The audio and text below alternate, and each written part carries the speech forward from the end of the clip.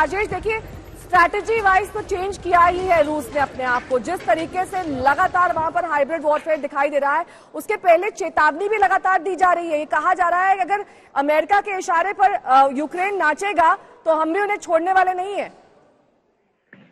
देखिए, ये तो कोई छुपा हुआ, किसी से छुपा हुआ नहीं है। एक आम नागरिक, साधारण नागरिक आपको बता देगा कि जो हो रहा है ये अमेरिका के इशारे पे हो रहा है। और वो नागरिक, हिंदुस्तान का नागरिक भी आपको बता सकता है कि जो हो रहा है अमेरिका के इशारे पे हो रहा है। लेकिन किस हद तक हो रहा है अब ये देखना है, क्योंकि जो रूस है उसके सब्र की एक लिमिट है, एक लाइन है। अगर वो लाइन क्रॉस होगी तो ये युद्ध आगे एस्केलेट होगा और जैसे आप बोल रहे थे, विश्व युद्ध या परमाणु युद्ध की तरफ जा सकता है। मैं आपको एक और नई खबर दे दूं। अभी जो मेरे लोकल सोर्सेज हैं, जो शहर के अंदर हैं, मिलिशिया जिनसे मैंने 3 दिन पहले इंटरव्यू किया था, जो लाइव प्रसारण हुआ था इंडिया टुडे के ऊपर, उनसे मुझे खबर मिली कि लगभग 30,000 ऑटोमेटिक राइफल्स इस वक्त रूस में सिविलियंस को, कीव में सिविलियंस को बांटी जा चुकी हैं। 30,000 ऑटोमेटिक राइफल्स सिविलियंस के हाथ में, जो कि अपार्टमेंटल, जो आपके रेजिडेंशियल ब्लॉक्स में हैं, अपार्टमेंट्स के अंदर हैं, उनको दी जा चुकी हैं। ये अपने आप में एक बहुत बड़ी खबर है। और जैसे आपके पहले वाले मेहमान बोल रहे थे कि ये लड़ाई 100% अभी गुरिल्ला, अर्बन गुरिल्ला वॉरफेयर की तरफ बढ़ रही है और इसका नतीजा अच्छा नहीं होने वाला है।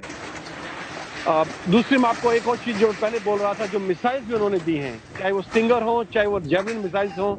Javelin hand held anti tank guided missiles हैं, जो किसी भी टैंक को, बख्तरबंद गाड़ी को सेकंडों में तबाह कर सकती है। और इसको चलाने के लिए आपको कोई बहुत ज्यादा ट्रेनिंग की जरूरत नहीं है। इसी प्रकार स्टिंगर मिसाइल्स हैं, जो हैंड हेल्ड वेपन है और ये किसी भी मिलिट्री जहाज को नीचे गिरा सकता है। इसके लिए भी आपको निशाना लेने के लिए या फायर करने के लिए बहुत लंबे प्रशिक्षण की जरूरत नहीं है। ये सारी चीजें जो हैं, यूरोप ने जो सप्लाई की हैं, कहीं ना कहीं उसका मकसद यही रहा है। उन्हें पता है कि यूक्रेन आर्मी कन्वेंशनल वॉर में रूसी फौज के सामने लंबी नहीं टिक सकती। लेकिन जब उन्होंने ये वेपन सप्लाई किए हैं और इन सब लोगों को, सिविलियंस को बांट दिए हैं, तो ये लड़ाई एक बहुत ही खतरनाक मोड़ पे पहुंच चुकी है।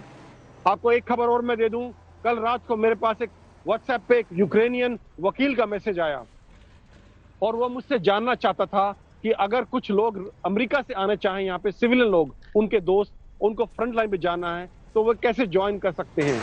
आपको ये बड़ा हास्यास्पद लगेगा कि एक यूक्रेनियन सिटीजन मुझसे, जो कि भारतीय नागरिक हो, मुझसे पूछ रहा है ये चीज। लेकिन उसको कहीं से खबर मिली थी कि मैं यहाँ जो मिलिशिया उनके टच में हूँ और उनसे मेरी बातचीत है।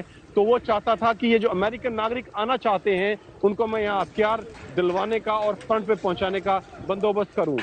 ये जो मैं बता रहा हूँ कहानी, इसका मकसद ये है कि बहुत से फॉरेनर्स, बहुत से लोग ज़ेलेंस्की की अपील के बाद फॉरेनर्स इस वक्त जो है यूक्रेन में रूस के खिलाफ लड़ाई ज्वाइन करना चाहते हैं। और ऐसी खबर कुछ जापानी वेटरन्स की आई है जो यूक्रेन में लड़ना चाहते हैं रूस के खिलाफ।